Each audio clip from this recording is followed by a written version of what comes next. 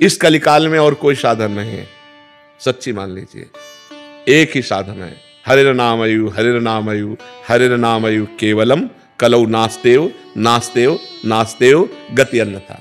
कलयुग में कोई और गति नहीं, और कोई गति नहीं, और कोई गति नहीं, केवल हरि का नाम है, भगवान का नाम है। जितना नाम जप करोगे उतना मंगल होगा, नाम जप नहीं करोगे तो मंगल नहीं होगा। अगर गंगा जी का सेवन करते हो और नाम जप नहीं करते हो तो पाप नहीं रोक सकते। तो देख लो प्रवृत्ति कैसे नष्ट होगी। गंगा जी से पाप प्रवृत्ति नष्ट नहीं होती, पाप प्रवृत्ति नष्ट होती भगवान के सुमिरन से, जिनके चरणों से गंगा जी निकली। गंगा जी कौन है? भगवान का चरणामृत। गंगा जी हैं वो भगवान श्री हरि का चरणामृत है। वामन अवतार में जब भगवान ने अपना चरण बढ़ाया, ब्रह्मलोक गया, तो ब्रह्मलोक में ब्रह्मा जी ने जब चरण की अगवानी करके प्रक्षालन किया और अपने कमंडल में डाला, तो वही भागीरथी गंगा जी हुई। भगीरथ लाए इसलिए भागीरथी कहा गया। तो हमें चाहिए भगवान का नाम स्मरण करते हुए तीर्थ अवगाहन करें, या खेती किसानी करें, या व्यापार करें, या नौकरी करें, वो सब समान है। अगर हम धर्म से किसानी करते हैं, धर्म से व्यापार करते हैं और नाम जप करते हैं, तो बिना गंगा नहाए भी भगवत प्राप्ति हो जाएगी। और गंगा नहाते हैं, मनमानी आचरण करते हैं, पाप करते हैं, तो गंगा नहाते हुए भी आपको नरक जाना पड़ेगा। पक्की बात समझना। चाहे जितने तीर्थ हैं वो सब तीर्थपाद भगवान के हैं। बिना भगवान का स्मरण किए हुए जीव का परम कल्याण नहीं हो सकता। हाँ, भगवान का स्मरण करते हुए गंगा स्नान करे, लाखों गुना पुण्य बढ़ करके प्राप्त होगा। अगर भगवान का स्मरण नहीं तो प्रपंच की बात की गोता लगाया और चले गए। चिंतन नहीं है, चिंतन का खास बात है, चिंतन की खास। देखो ये बड़े बड़ों से गलती होती है। नलकुबर मणिग्रीव कुबेर के पुत्र हैं और देवगंगा अलकनंदा में मदिरा पान करके अप्सराओं के साथ नंगे खड़े थे। तभी देवर्षि नारद जी ने जब देखा तो बहुत गुस्सा आई और कहा, तुम कुबेर के पुत्र होकर इस तरह अभद्र व्यवहार करते हो, वृक्ष की तरह ऐसे खड़े, जाओ मैं तुम्हें साप देता हूं, वृक्ष हो जाओ, वृक्ष योनि को प्राप्त हो। तो जब वो चरणों में गिरे तो उनका वृक्ष तो बनो पर नंदालय के बनो। तो वही यमलार्जुन के रूप में ब्रज में हमारे प्रकट हुए आकर के। तो जब भगवान श्री कृष्ण को ओखली बंधन लीला हुई तो वही ओखली घसीट कर दोनों वृक्षों के बीच में लगा के उखाड़ करके उनका उद्धार कर दिया। तो अगर भजन नहीं है तो कुबेर के पुत्र हैं, देवताओं में श्रेष्ठ कुबेर जी हैं, उनके पुत्र हैं, लेकिन कितना गलत काम कर रहे हैं। धनाध्यक्ष कुबेर के पुत्र होते हुए भी गंगा जी में नंगे खड़े होकर शराब पीकर अप्सराओं के साथ उद्दंडता। तभी तो देवर्षि नारद जी ने शाप दिया था। तो आप समझो कि अगर आप गंगा जी का सेवन करते हो तो आपके आचरण भी पवित्र होने चाहिए। एक गंगा जी की महिमा सुनी कि गंगा स्नान करने से 100 यज्ञों का फल मिलता है, तो वैश्यागमन करने लगे। तो जब उनसे कोई बात करता तो कहते 100 यज्ञों का फल मिलता है, रोज गंगा नहाता हूं, 1-2 यज्ञ का चला जाएगा वैश्यागमन से, लेकिन हमारे पास बहुत पुण्य है। तो गंगा जी एक दिन उसको ज्ञान देने के लिए बालिका के रूप में एक सफेद कपड़ा लेकर बार बार गंगा जल में डुबोती और फिर ऐसे बालू में गंदा कर देती, फिर गंगा जल में डुबोती। अब वो स्नान करने के लिए गए तो उन्होंने देखा, कहा, ए लड़की, जब तुझे गंदा करना है तो साफ क्यों करती है, और जो साफ करना है तो गंदा क्यों करती है? तो उस समय कपड़ा गंदा ही था। तो उनका, देख तेरी दुर्दशा यही है, जब तू वैश्यागमन करता है तो गंगा स्नान क्यों करता है? गंदा ही है, ऐसे तेरी दुर्गति होगी, तू नरक को प्राप्त होगा। ये मत सोच कि तू ये गंगा स्नान का फल प्राप्त करेगा, 100 यज्ञ कर्ता का फल, और 1-2 यज्ञ का फल चला जाए, तू नरक जाएगा, क्योंकि तू पाप कर रहा है।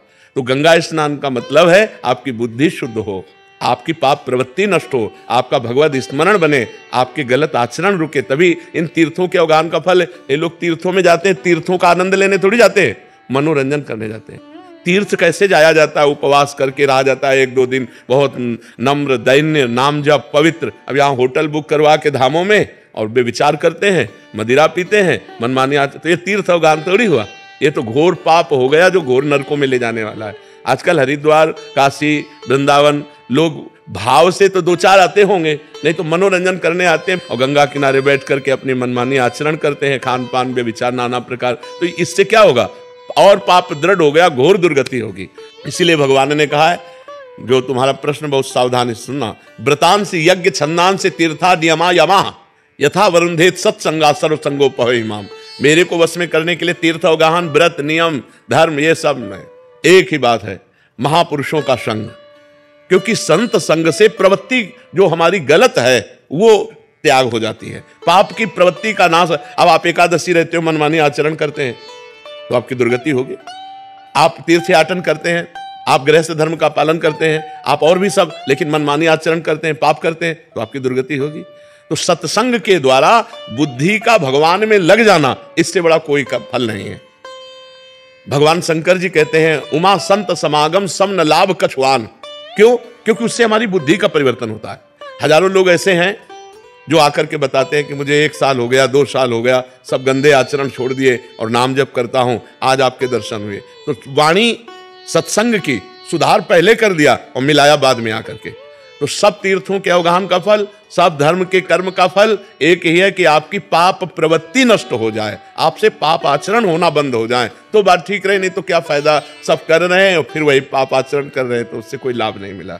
तो हमारे जो सदग्रंथों का लक्ष्य है वो है भगवान का स्मरण, अखंड स्मृति, हरिशरणम हरिशरणम, राधा राधा राधा। अगर ये है तो सब फल मिल गया, नहीं तो सो सब धर्म करम जर जाऊ, सो सब धर्म करम जर जाऊ, जहां न राम पद पंकज भाऊ, जोग कुजोग ज्ञान अज्ञानु, जहां नहीं राम प्रेम प्रधानु। अगर भगवान के चरणों में प्रेम नहीं तो जोग कुजोग है, वो ज्ञान अज्ञान है, वो धर्म कर्म आग लग जाए। जिसमें भगवान के नाम में न प्रेम हो, भगवान के चरणों में न प्रेम हो।